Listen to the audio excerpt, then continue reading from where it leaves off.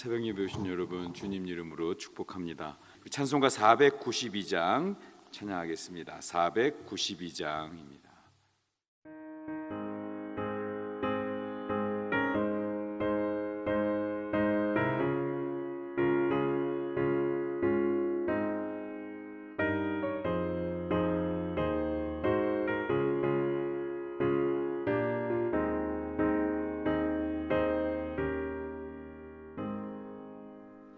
잠시 세상에 내가 살면서 항상 찬송 부르다가 날이 저물어 오라 하시면 영광 중에 나아가리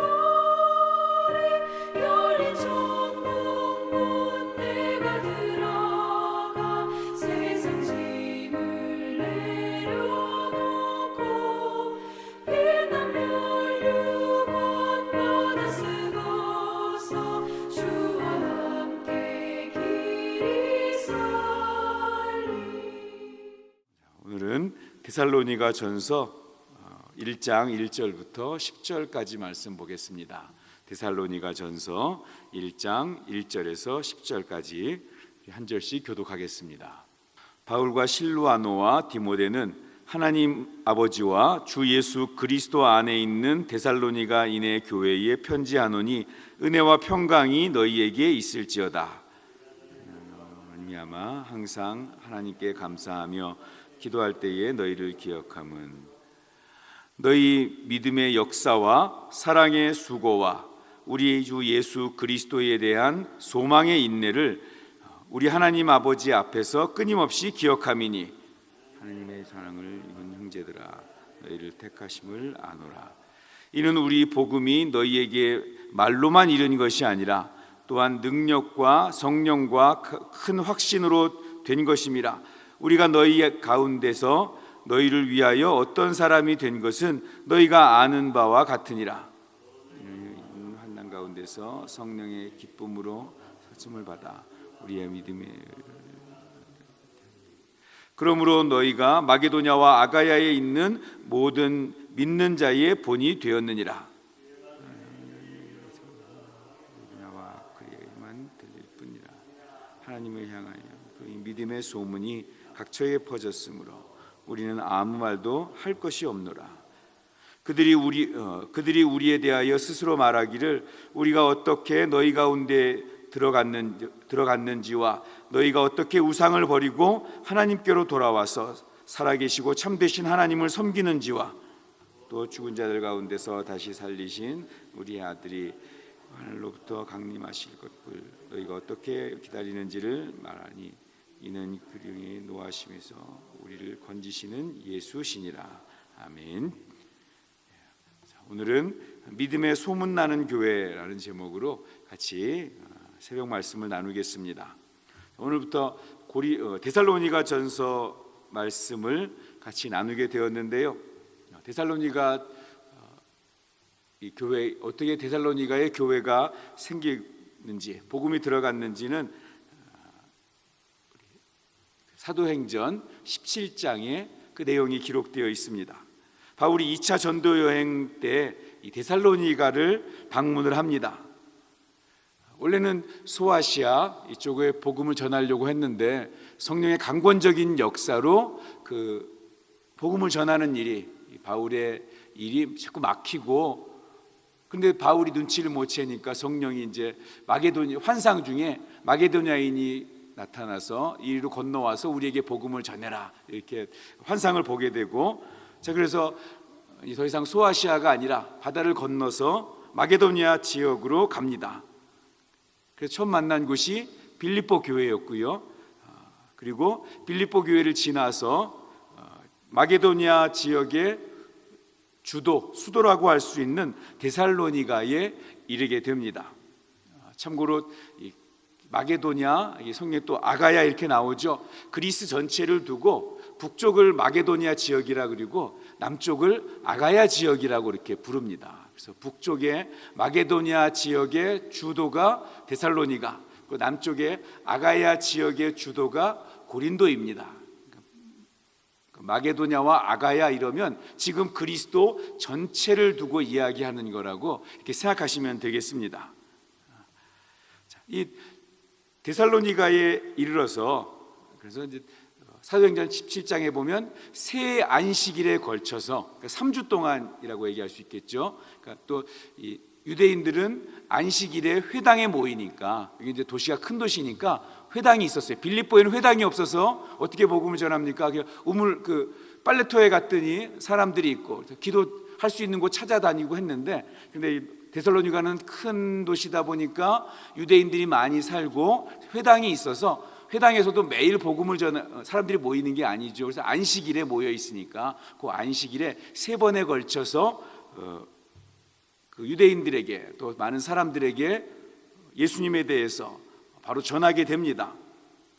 바울이 그렇지 전한 복음이 비록 3번이지만 그런데 강력하게 성령의 역사하심으로 큰 반향을 일으키고 많은 사람들이 이 복음을 받아들이고, 특별히 헬라인 귀부인 출신들이 복음을 받아들이고 예수를 믿게 됩니다. 그런 모습을 보고 유대인들이 위기감을 느끼고 거리에 불량배까지 동원해서 소동을 일으키면서 복음을 못 전하게 방해를 하기 시작하고요. 그리고 바울이 머물고 있던 그 아손의 집을 습격을 합니다. 다행히 바울은 미리 알고 피신했지만 아손과 또 일부 신자들이 이 불량배들에게 잡혀서 관원들에게 끌려가서 소동을 일으킨다는 억울한 누명을 받습니다. 그리고 보석금을 내고 겨우 풀려나게 되죠. 더 이상 바울과 그의 일행들이 데살로니가에 머물 수가 없었습니다. 복음의 역사가 나타나지만 방해가 심하니까, 그래서 데살로니가를 떠나서 베레아 지역으로 옮기게 되죠. 데살로니가에 있는 그 유대인들이, 복음을 방해했던 유대인들이 베레아까지 쫓아와서 방해를 합니다. 그래서 아덴으로 또 옮기게 되죠. 우리 사도행전 17장 내용 이제 대충 기억이 나시죠? 자, 이 방해 세력들에 의해서 계속 옮겨다니고 또 간 곳에 또 옮겨야 하고, 바울의 데살로니가 사역은 실패한 것처럼 보입니다. 방해 세력들에 의해서 계속 쫓겨나니까. 그런데 7절에 보니까 바울이 이렇게 이야기를 합니다. 그러므로 너희가 마게도냐와 아가야에 있는, 그리스 전체라고 말씀을 드렸죠. 마게도냐와 아가야에 있는 모든 믿는 자의 본이 되었느니라. 이미 복음이 전파된 게 아니라, 그죠?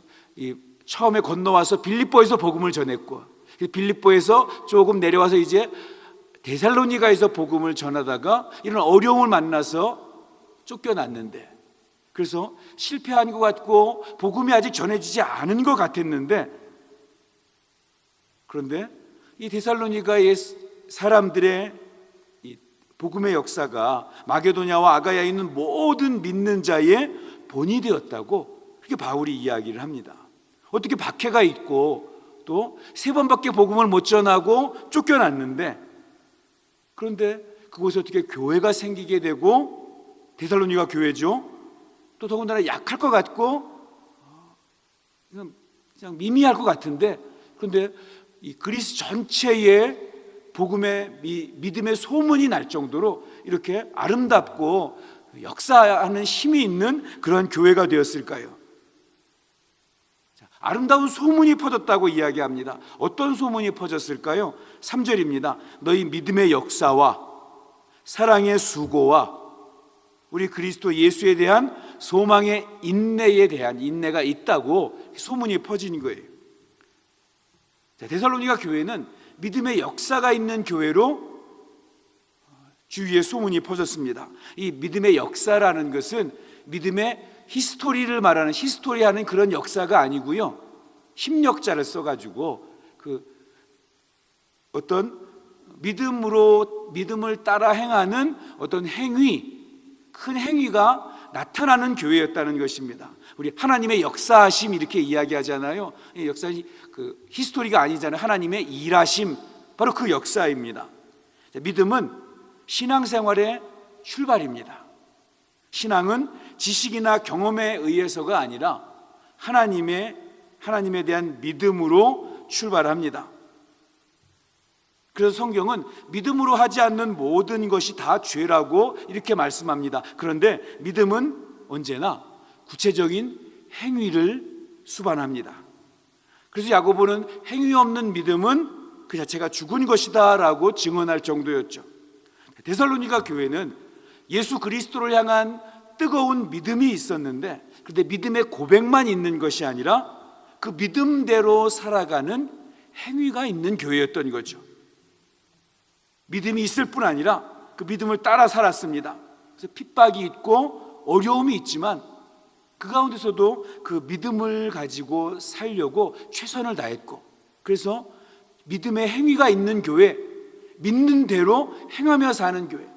3주를 들었으니, 에베소 같은 경우 3년이 있었는데, 근데 3주를 말씀을 듣고 생긴 교회니까 얼마나 들은 말씀이 작았겠어요.